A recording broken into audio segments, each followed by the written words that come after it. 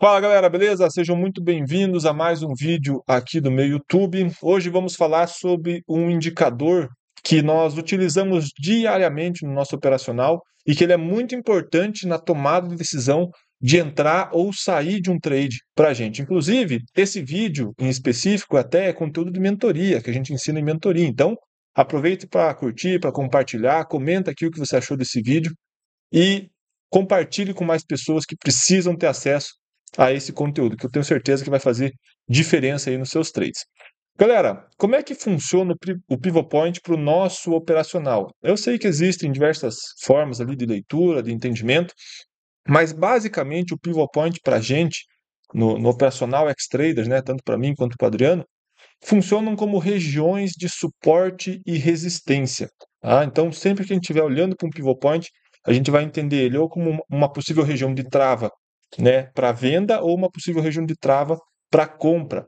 Não necessariamente para inverter o movimento anterior, mas às vezes uma trava momentânea que pode gerar correção. E eu vou mostrar exemplos no gráfico, no qual vocês vão entender melhor.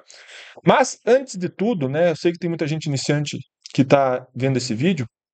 Como é que você faz para adicionar o Pivot Point no teu gráfico? Inclusive, eu estou aqui, ó, utilizando a plataforma Black Arrow da corretora Zero Market. Se você ainda não opera no mercado internacional, fica aqui a nossa recomendação, eu diria, né, de utilizar a corretora Zero Markets, é a corretora que eu, que o Adriano, a gente utiliza. Inclusive, se você quiser abrir conta lá, me chama no Instagram, me manda mensagem aqui nesse vídeo, que eu te passo passo a passo para você abrir conta na corretora Zero Markets e também poder utilizar essa plataforma do Black Arrow, tá bom?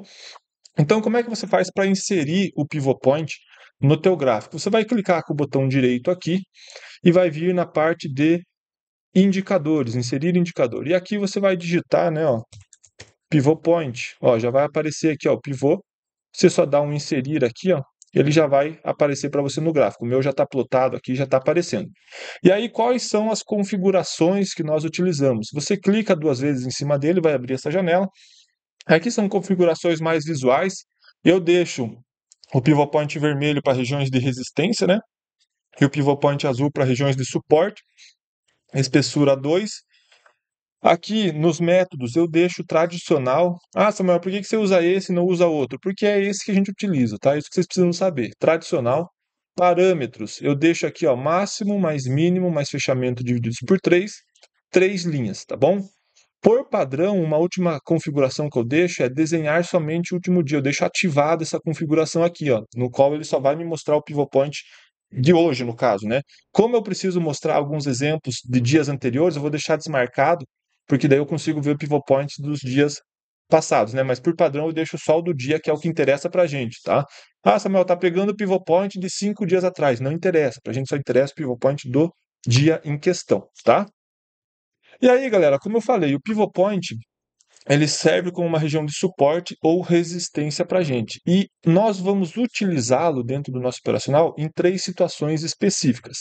Eu vou desenhar aqui, só para ficar mais fácil, a explicação. Então, a primeira situação em que nós utilizamos o pivot point são em situações em que nós temos o pivot point em si, obviamente, e demais confluências, como um ponto de possível reversão da tendência anterior, ou então um ponto de correção da tendência anterior para depois ele dar seguimento, né, ao movimento anterior. Então vamos supor, tá, que o mercado estava subindo aqui, né? Na verdade ele caiu forte, iniciou um movimento de correção e começou a subir, né?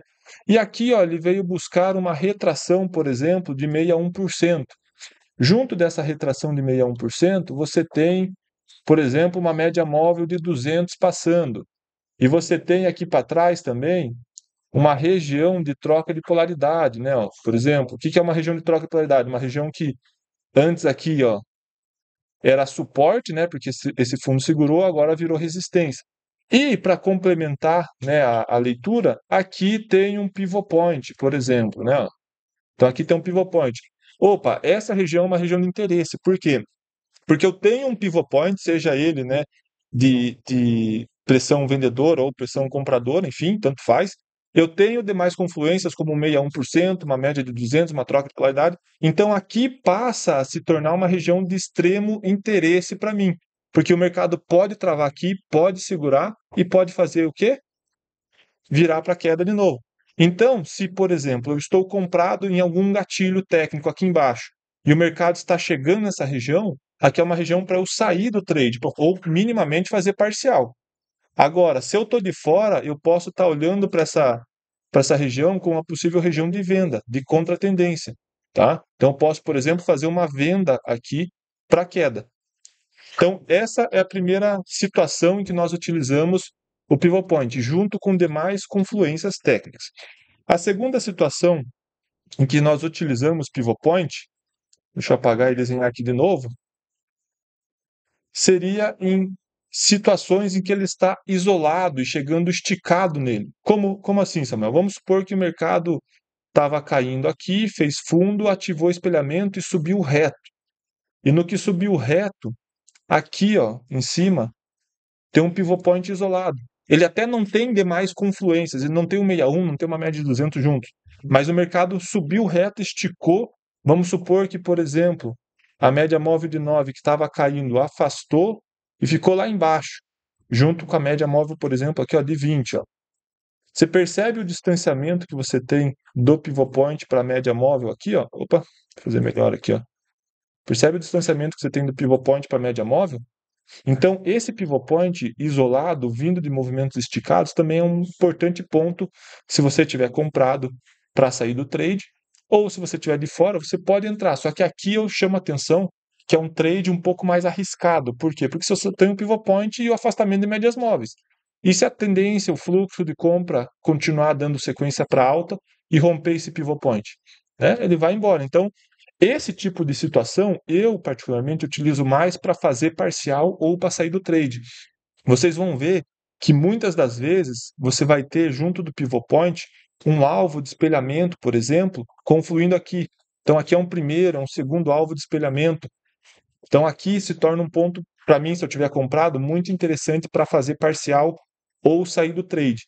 Eu, particularmente, gosto de entrar na contratendência quando eu tenho pivot point e mais confluências, como eu mostrei no caso anterior. Beleza? E eu sei, tá, que para algumas pessoas que estão assistindo esse vídeo, eu estou falando alguns termos técnicos que são muito avançados, né? E tá tudo bem, não tem problema.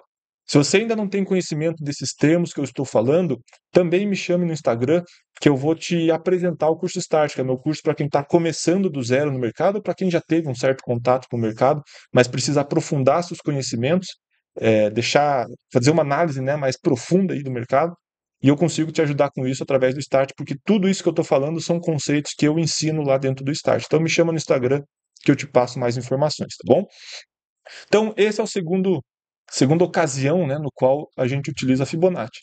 E a última ocasião em que eu vou utilizar a Fibonacci dentro do nosso operacional são em casos em que o Fibonacci não, perdão, o Pivot Point, perdão. São em casos em que o Pivot Point vai servir como uma troca de polaridade para a continuidade do movimento anterior. Então, vamos supor que o mercado está subindo aqui. E aqui a gente tem um pivot point nessa região. E você fica olhando, né? Será que vai romper? Será que não vai romper? Né? E o mercado acaba rompendo o pivot point, passando para cima dele.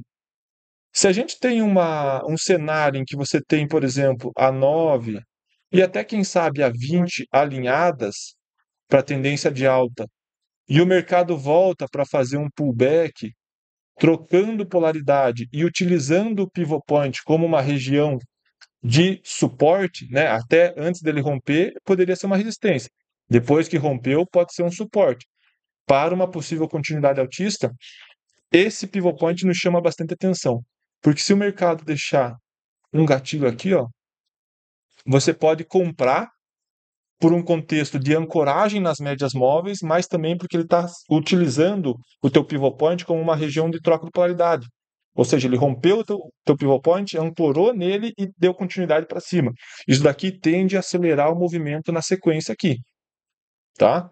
Então, basicamente, galera, são essas três situações que nós utilizamos o pivot point. Eu vou vir para o gráfico agora e vou mostrar na prática como que a gente utiliza isso dentro dessas leituras que eu acabei de mostrar para você, tá bom? Então, eu estou aqui ó, no Zatec, como eu falei, na plataforma Black Arrow, através da corretora Zero Markets, e eu vou mostrar um trade que a gente fez no Zatec, dia 27 agora de junho, inclusive foi um trade 100% alertado na sala ao vivo, tá? Em que aconteceu a situação do pivot point com demais confluências. Então, a gente nota aqui, ó, explicando o contexto desse trade, que o Zatec estava em tendência de alta, chegou nessa região de topo aqui, não conseguiu dar sequência e entrou uma correção abrupta muito forte. Percebe que o mercado derreteu aqui, ó, extremamente forte para a queda. E aí, dentro desse cenário, a gente tinha aqui, ó, um pivot point central e até eu esqueci de falar disso, tá? Só abrindo um parênteses aqui no vídeo. Dentro da questão do pivot point, né, quando eu configurei lá ele com 3 níveis, como é que funciona? A gente tem sempre um pivot point central, que é esse daqui, e os 3 níveis, ó, primeiro nível, segundo nível, terceiro nível, tá? O mesmo para a queda aqui, ó, se eu for olhar para baixo, ó, eu tenho, né, então o pivot point central, primeiro nível, segundo nível, terceiro nível, tá? Quanto mais baixo, por exemplo, o segundo e o terceiro nível, estão mais afastados ali dos preços, mais relevantes eles são. Não que, por exemplo, se o mercado caísse reto aqui ó, nesse primeiro nível de pivot point, ele já não serviria para a gente fazer uma contratendência ou fazer uma parcial. Mas quanto maior o nível, né, aqui no caso o segundo ou terceiro nível, mais relevante ele acaba se tornando também, tá? Então, nesse caso aqui em específico desse trade, o mercado acabou corrigindo forte, ó, caindo reto, vindo buscar o quê? O pivot point central, que é a linha zero, né? Junto dessa linha zero, percebe que eu tinha duas médias de 200 do 15 minutos? Além disso, se eu traçar um Fibonacci pegando esse topo aqui, ó, com essa mínima, aqui era uma região de 61%. Então, até aqui, só até agora, a gente já falou de 3 confluências. 200 do 15, pivot point central e 61% de retração. Se eu jogar isso daqui, uma quarta confluência seria, né, ó, o preço está chegando esticado das médias móveis menores. Olha onde é que ficou a 9 do 15, ó, extremamente afastada. Então, 4 confluências. Preço chegando com fluxo esticado, afastado das médias menores, né? E as demais confluências que eu acabei de comentar com você. Se eu jogo nos 60 minutos, olha isso daqui, ó. Quem que estava aqui? 50 do 60. Beleza? E se eu jogar no 5, por exemplo, ó, nos 5 minutos, a gente vai ver que a gente tinha a 500 dos 5, só que ela estava passando um pouco mais acima aqui da região, né? Mas o principal para a gente estava aqui embaixo, tá? Então, numa única região, a gente tinha 4, 5 confluências. Com o preço chegando a esticado, é muito provável que ou ele vai voltar a subir a partir daqui, ou pelo menos ele faça uma correção para depois voltar a cair. Beleza? Então, aqui a gente fez um trade de compra na contratendência dessa queda. E eu, particularmente, fui até mão de alface, porque eu busquei aqui a região da 9 do 15 para uma parcial e depois acho que eu saí na 20 do 15, alguma coisa assim, se eu não me engano, tá? Então, poderia até ter segurado mais, aproveitado mais essa tendência que o mercado buscou depois, tá bom? Então, essa é a primeira situação que eu expliquei para você. A segunda situação ocorreu recentemente, ó, no dia 3 de julho, aqui, ó, deixa eu até apagar esse FIBO, tá? Que foi aqui, ó, nesse movimento de alta que o Zatec fez, tá bom? Percebe que dentro desse movimento de alta que o Zatec fez, deixa eu até colocar no 5 aqui, ó.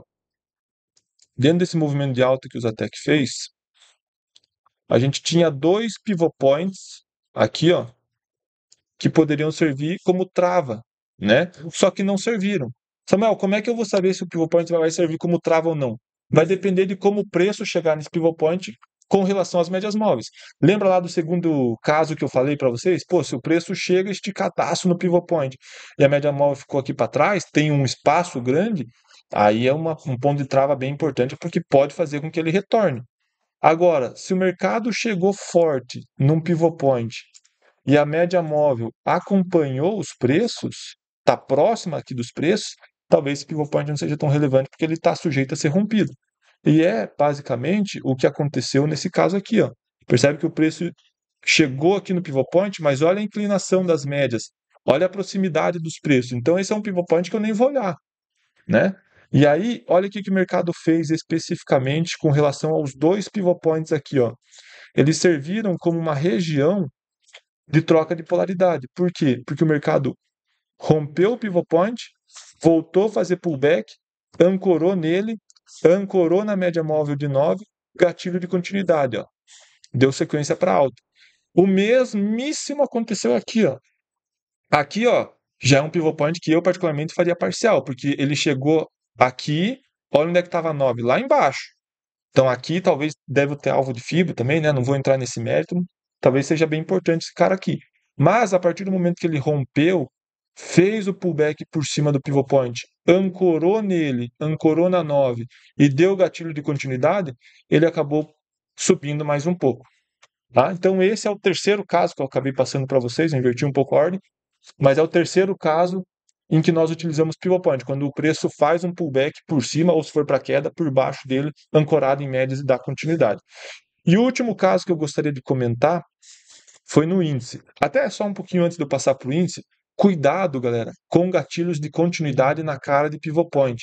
Também, isso é importante falar. Às vezes você tem um pivot point aqui, o mercado sobe, deixa um gatilho aqui na cara desse pivot point. Em determinados casos, como por exemplo esse daqui, né, que nem eu falei, eu ignoro ele, porque tem todo um outro contexto amparando para a continuidade da alta. Porém, se for um contexto meio de lateralidade e tudo mais, e o mercado te der um gatilho de compra, mas contra um pivot point, por exemplo, cuidado, porque às vezes corre o risco dele travar aqui, voltar, defender e inverter o movimento, tá? O terceiro cenário aqui que eu quero mostrar para vocês aconteceu, inclusive, hoje, né, no índice, tá bom? Que é o que? Até eu acabei não falando ali, mas eu acho importante mostrar para vocês. Percebem que no início do dia o mercado estava lateral, ó, entre dois pivot points? Tem o pivot point é, é, central aqui, né? E o pivot point inferior aqui, o primeiro pivot point inferior. O segundo, o terceiro estão mais aqui para baixo. Percebe que o mercado ficou jogando de um para outro? Se você tem um cenário desse, você tem que aguardar o quê? O rompimento do pivot point, pullback, ancoragem nele, continuidade. Ah, não estou enxergando isso, joga no 2. Olha o 2 aqui, ó, ele acabou voltando um pouquinho para dentro do pivot point, mas olha o candle de força que ele fez na sequência aqui, ó, para venda. Isso daqui eu consideraria, né, o cenário do pivot point sendo rompido e servindo, né, como uma região de suporte ou então resistência. Mas não é nem o caso desse que eu queria falar. O que eu queria falar é com relação, por exemplo, a esse segundo nível de pivot point e a esse daqui, ó, né? Esse seria o segundo caso que eu expliquei para vocês no início do vídeo, só que olha como a média de 9 veio próxima dos preços. Então ele está muito sujeito a ser rompido, né? Aqui ainda, se a gente trabalhar com alvo de Fibo desse topo, com esse fundo, ó, trabalhando, por exemplo, com a projeção desse pivô de baixa, a gente vai perceber, ó, que tinha um primeiro alvo aqui e um segundo alvo aqui. Opa, isso daqui me chama atenção. Por quê? Porque eu tenho um alvo de pivô de baixa junto com um pivot point. Se o mercado dá uma derretida e chega aqui afastado, por que eu vou querer ficar segurando esse trade? Eu saio do trade aqui, ó, tranquilamente. No caso de hoje, ele acabou vindo ancorado por médias, por isso que ele rompeu, né? Mas se é um caso em que ele chega afastado aqui, eu sairia desse trade aqui e ficaria em paz, tá? Por mais que depois ele corrigisse, voltasse, depois rompesse, tá bom? Então, esse é o segundo caso que eu expliquei para você, quando o mercado chega afastado. Um último caso que eu gostaria de mostrar, também que a gente observa bastante, que aconteceu hoje no Bitcoin. Deixa eu pegar aqui para vocês, só para mostrar. Aqui, ó. É que o Bitcoin depois ele ficou feio, né? Mas o último caso que eu gosto a gente gosta também de observar com o pivot point, ó, aqui, ó, nessa linha, a gente tem o primeiro nível de pivot point. O mercado chegou nele, travou. Por que que travou? Se eu for olhar os 60 minutos, aqui tinham duas médias de 200, tá vendo? Então, aquela primeiro cenário de confluência junto com o pivot point. Ele acabou defendendo para compra, só que na sequência veio e fez outro candle de venda. Daí você fala, agora vai romper pivot point. O que ele faz? Trava de novo e aí entrega o movimento de correção, tá? É muito comum o pivot point ser testado, por exemplo, 2 vezes. E aí, às vezes, você está comprado aqui, porque a região é boa, ele sobe um pouco, retesta o pivot point, e daí no reteste ele entrega o movimento. Foi mais ou menos o que aconteceu aqui. Não é o melhor exemplo, né? Eu acabei de me lembrar, decidi mostrar para vocês. Mas sempre fique atento, porque esse reteste do pivot point é que normalmente vai pagar daí o melhor movimento. Às vezes, óbvio, ele volta de primeira, né? Mas quando ele não voltar, permaneça com o stop técnico, porque se o mercado vir retestar o pivot point e segurar, talvez ele venha a partir do segundo toque entregar o movimento que você está esperando. Beleza? Galera, esse é um pequeno resumo, tá? É um resumo de como a gente utiliza o Pivot Point. Como eu falei, a gente destrincha mais isso na mentoria e no dia a dia com a galera na sala, mas aqui já dá para você ter uma boa base da forma como a gente analisa ele no mercado. Espero que esse vídeo tenha te ajudado. Como eu falei, curte, comenta, compartilha esse vídeo com mais pessoas. E, de novo, se você quer operar no mercado internacional, me chama lá no Instagram que eu vou te ajudar, te passando todo o procedimento de abertura de conta, configuração de plataforma, enfim, na Zero Markets. E se você não entendeu nada do que eu falei nesse vídeo, me chama também que eu consigo te ajudar através do curso Start. Até uma próxima, tamo junto, valeu!